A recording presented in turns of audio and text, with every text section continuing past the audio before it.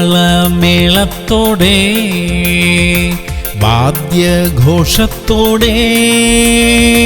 ആടിപ്പാടി നമ്മൾ ദൈവത്തെ ആരാധിക്കാം.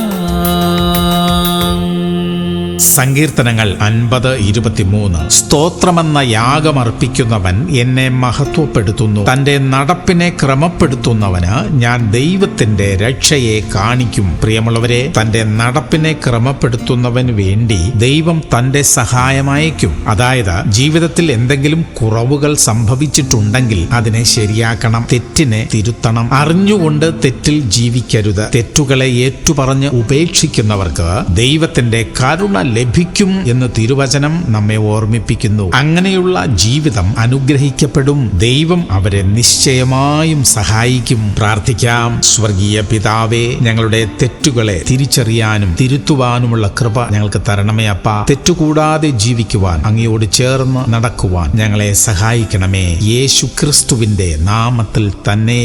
ആമേൻ, ആമേൻ, ആമേൻ.